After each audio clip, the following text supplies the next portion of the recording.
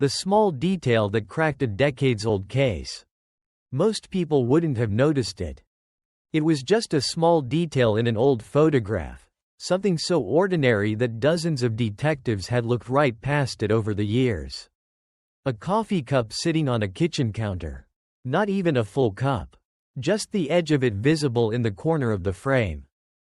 But to one detective, that tiny detail changed everything. The case was from 1989. A 28-year-old woman named Karen Ellis had been killed in her apartment in a quiet suburb outside of Detroit.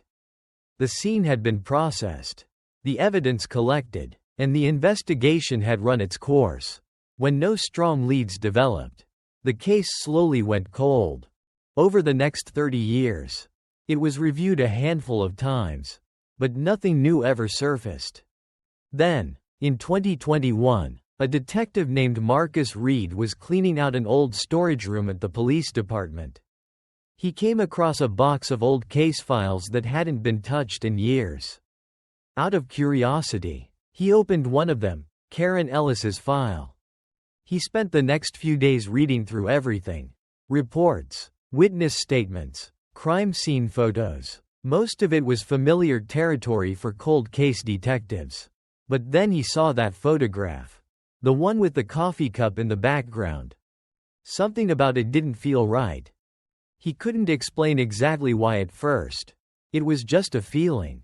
But the more he looked at it, the more that small, ordinary detail started to bother him. Why was that coffee cup there? Who had been drinking from it? And why had no one ever asked those questions before?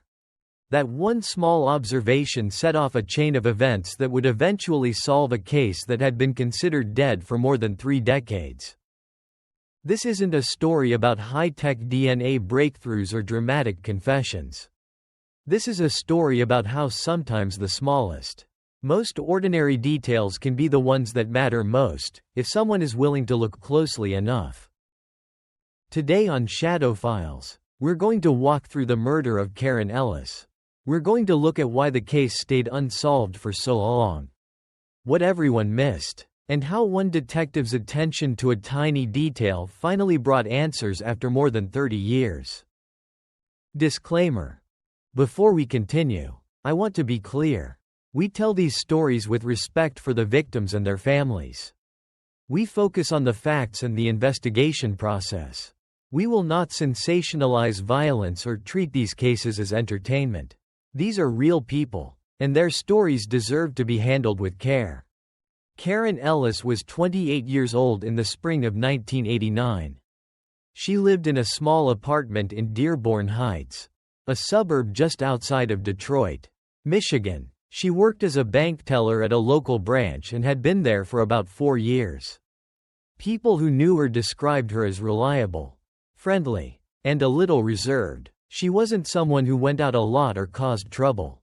She kept to herself mostly and spent her free time reading or visiting her parents, who lived about 20 minutes away. Karen had been divorced for 2 years. Her ex-husband had moved out of state after the divorce and didn't stay in touch. She didn't have any serious relationships at the time of her death. Her life was quiet and routine. She worked during the day, came home in the evening, and followed pretty much the same schedule every week. On the evening of March 17, 1989, Karen finished her shift at the bank around 5:30 p.m. She stopped at a grocery store on her way home and bought a few things for dinner. She was seen by the cashier and by at least one neighbor who waved to her as she pulled into her apartment complex. Everything seemed completely normal. Around 7 p.m., Karen spoke briefly on the phone with her mother. She told her mom she was tired from work and planned to eat dinner and go to bed early. That was the last conversation anyone had with her. The next morning, Karen didn't show up for work. Her coworkers tried calling her apartment. No answer. By mid-morning, her manager called her parents. Karen's mother tried reaching her several times with no luck. By early afternoon, her father drove over to her apartment to check on her. When he arrived, he noticed her car was parked in its usual spot. He knocked on the door. No answer. He used the spare key she had given him and went inside. What he found changed his life forever. Karen had been killed inside her apartment. The scene showed signs of a struggle. But it didn't appear to be a random burglary. Some valuable items were still in the apartment.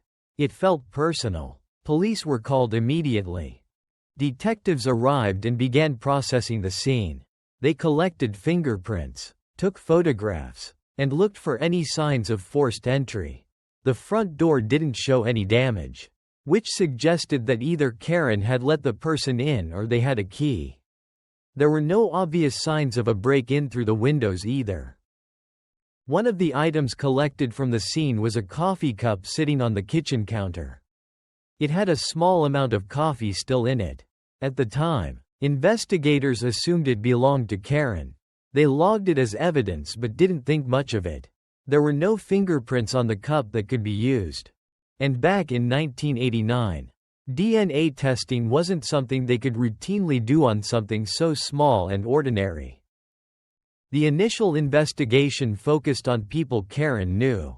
They spoke with her coworkers, her ex-husband, who had a solid alibi, and a few people from her apartment complex. One neighbor mentioned seeing a man leaving the building around the time Karen would have gotten home that evening. But he couldn't give a clear description. Another neighbor said they heard what sounded like an argument coming from Karen's apartment around 8 p.m. But they couldn't be sure. Despite these leads, detectives couldn't find enough evidence to make an arrest. There were no eyewitnesses who could identify a suspect. The physical evidence was limited. After several weeks of investigation, the case began to lose momentum.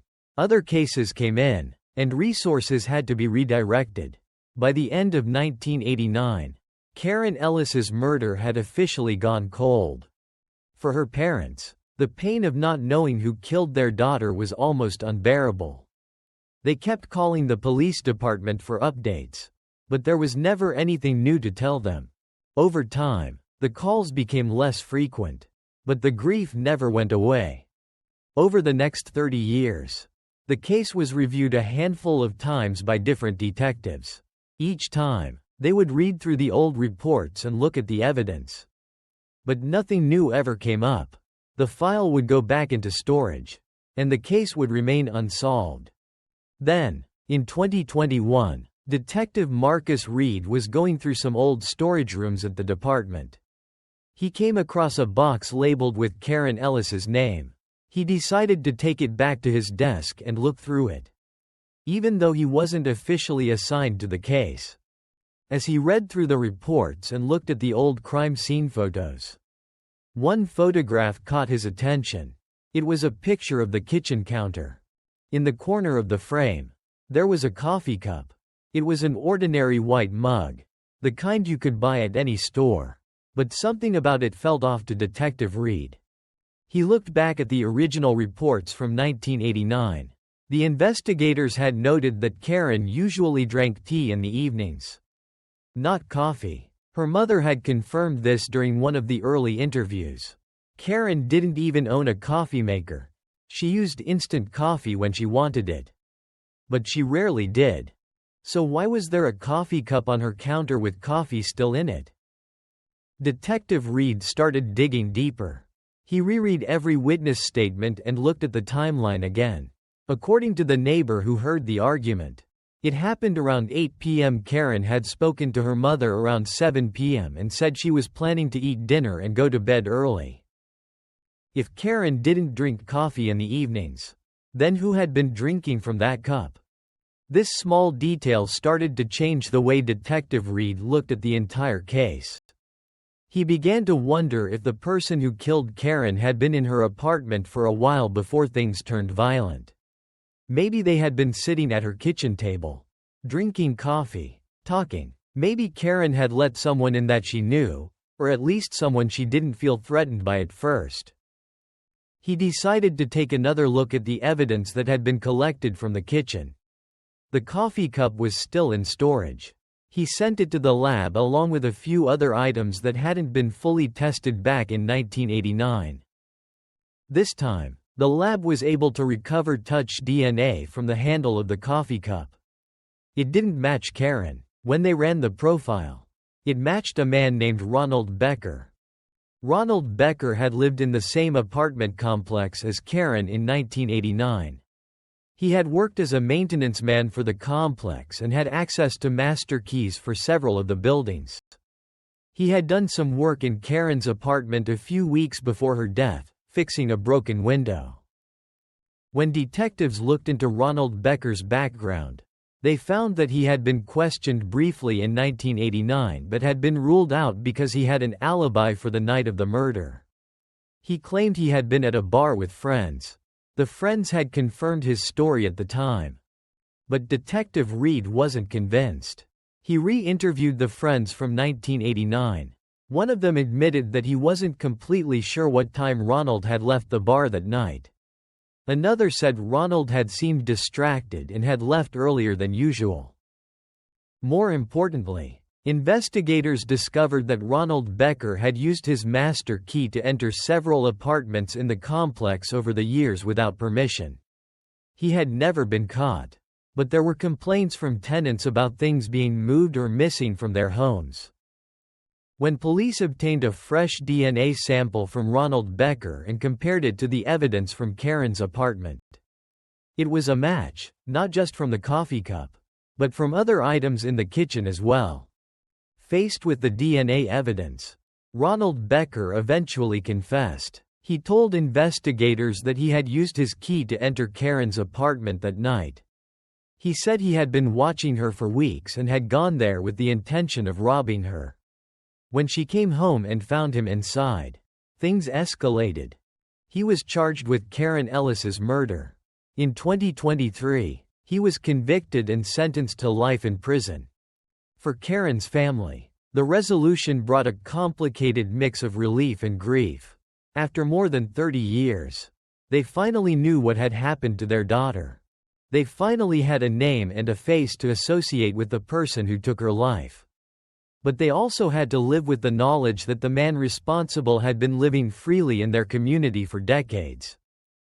Detective Marcus Reed has said that this case taught him how important it is to look at old evidence with fresh eyes. Sometimes the answers are sitting right there in the file, waiting for someone to notice the small details that everyone else overlooked. The murder of Karen Ellis is a powerful example of how cold cases can still be solved. Even after many years have passed, it shows that persistence matters. Attention to detail matters. And sometimes, the smallest things, like a coffee cup sitting on a counter, can be the key that unlocks everything. Thank you for watching this episode of Shadow Files. These kinds of cases remind us that even when it seems like all hope is lost, the truth can still come out. If this story moved you, please consider leaving a like and subscribing. It helps the channel grow. Feel free to share your thoughts in the comments, as long as you keep them respectful. We'll see you in the next one. Take care.